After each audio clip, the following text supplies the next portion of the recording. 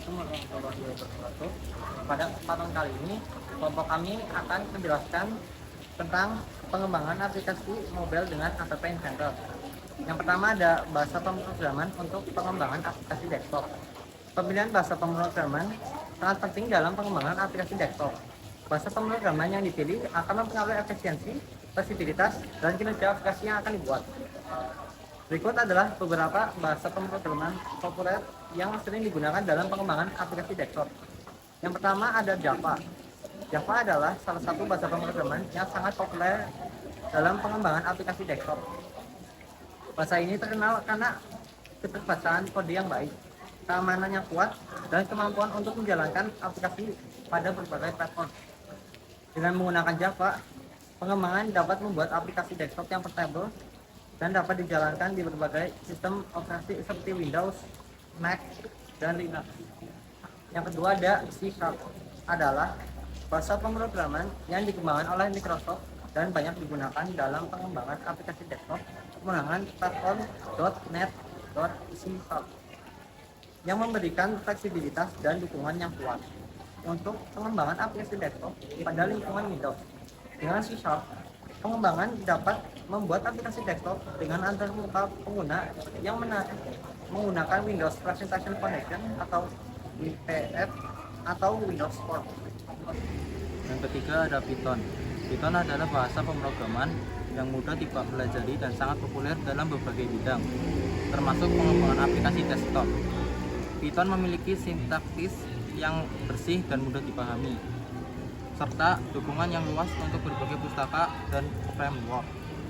Dengan menggunakan pustaka seperti Tkinter, Pikiti, atau Wax Python, pengembangan dapat membuat aplikasi desktop yang cross-platform dengan cepat dan efisien.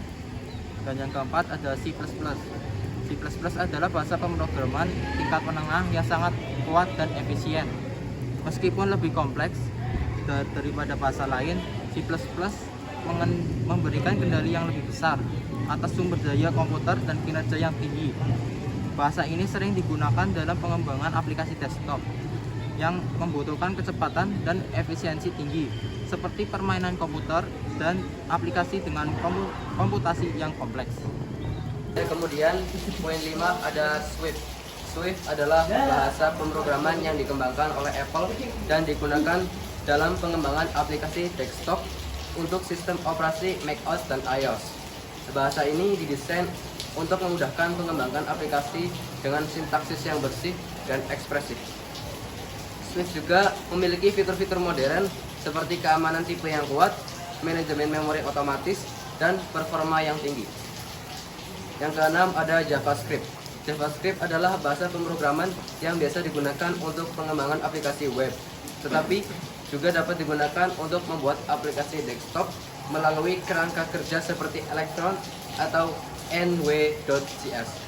Dengan JavaScript, pengembang dapat membuat aplikasi desktop yang lintas platform dengan menggunakan teknologi web seperti HTML, CSS, dan JavaScript. Dan yang ketujuh adalah Rust. Rust sendiri adalah bahasa pemrograman yang relatif baru tetapi telah mendapatkan popularitas yang signifikan dalam beberapa tahun terakhir.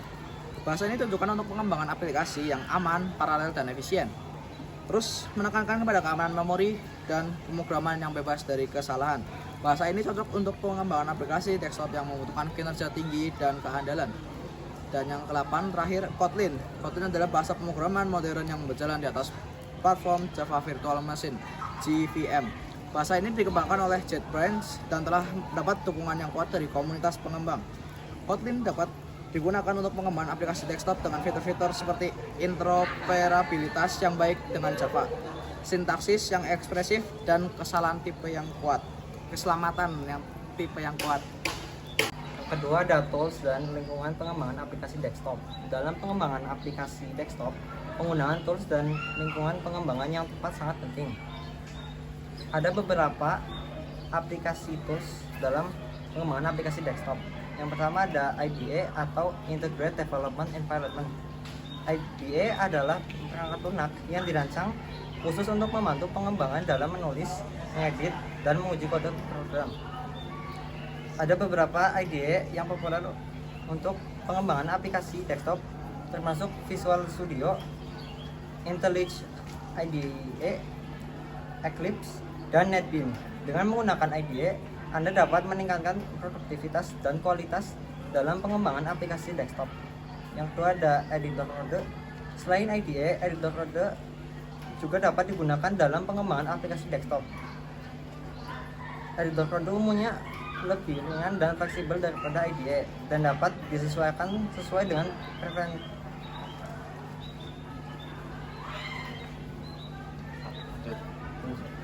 Dengan preferensi pengembangan, beberapa editor kode populer termasuk Visual Studio Code, Atom, Sublime Text, dan Notepad++. Editor kode menyediakan fitur penyusunan sintaksis, auto completion, dan pengaturan tampilan yang dapat membantu Anda dalam menulis dan mengelola kode program. Yang ketiga ada compiler dan interpreter. Compiler dan interpreter adalah tools yang digunakan untuk menerjemahkan kode program menjadi bentuk yang dapat dieksekusi oleh komputer. Sebagai contoh, jika Anda menggunakan bahasa pemrograman Java, Anda akan menggunakan compiler Java untuk mengubah kode program menjadi bytecode yang dapat dijalankan oleh mesin virtual Java atau JVM. Sedangkan untuk bahasa pemrograman seperti Python, Anda dapat menggunakan interpreter Python untuk menjalankan kode program secara langsung. Dan yang keempat ada pusaka Libri dan framework. Pustaka dan framework adalah kumpulan kode yang sudah siap pakai untuk membantu pengembangan aplikasi.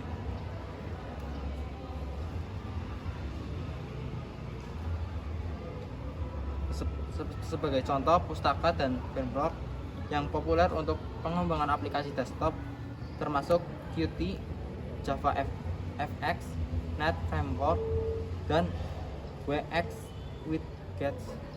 Dengan menggunakan pustaka dan framework, Anda dapat membangun aplikasi desktop dengan lebih efisien dan menghemat waktu serta usaha. Oke, yang kelima ada debugger. Debugger adalah tools yang digunakan untuk mengidentifikasi dan memperbaiki kesalahan bug dalam kode program. Debugger memungkinkan Anda untuk melacak eksekusi program langkah demi langkah, memeriksa nilai variabel, dan memahami perilaku program secara detail. IDE umumnya menyediakan debugger yang terintegrasi, tetapi ada juga debugger independen yang dapat digunakan dengan editor kode. Dengan menggunakan debugger, Anda dapat dengan mudah menemukan dan memperbaiki kesalahan dalam kode program Anda. Dan yang keenam, ada sistem manajemen versi. Sistem manajemen versi atau version control system adalah tools yang digunakan untuk melacak perubahan dalam kode program, memungkinkan pengembang bekerja secara kolaboratif dan mengelola versi yang berbeda, baik dari Pro mungkin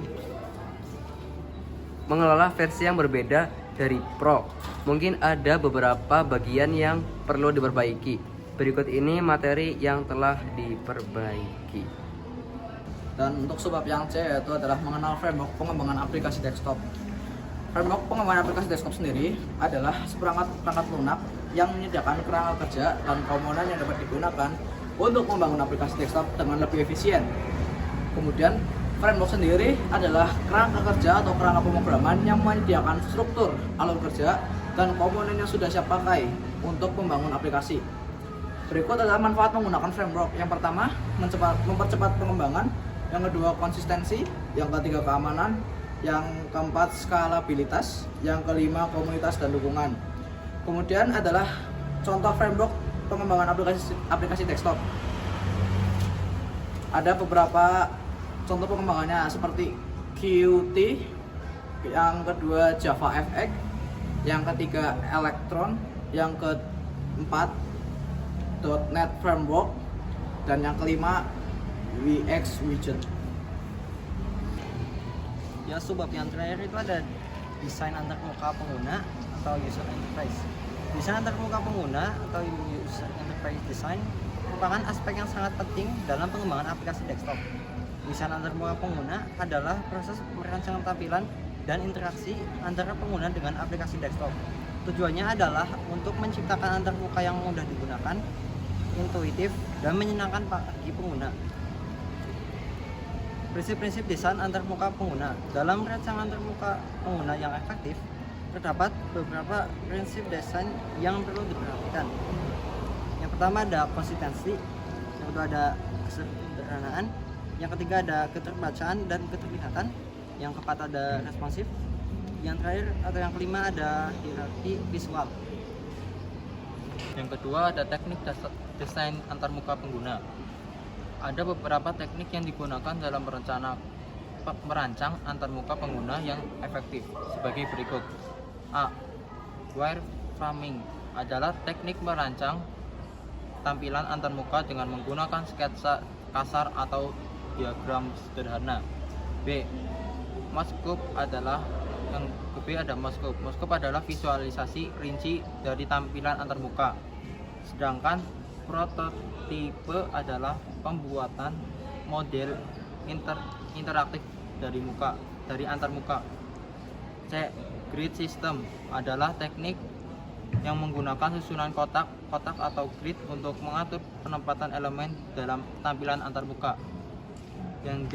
Tipografi adalah teknik merancang teks dan menggunakan jenis huruf yang tepat untuk menciptakan tampilan yang estetis dan mudah dibaca. Oke, yang ketiga ada alat desain antarmuka pengguna. Ada beberapa alat desain yang tersedia untuk membantu merancang antar pengguna sebagai berikut. Yang pertama ada Adobe XD, yang kedua ada Sketch, yang ketiga ada Figma, yang keempat ada InVision, yang kelima ada Adobe Photoshop, yang keenam ada Canva, yang ketujuh ada Proto.io, yang kedelapan ada Principle, yang kesembilan ada Marvel, yang kesepuluh ada UXPin, dan yang terakhir ada Justinmind.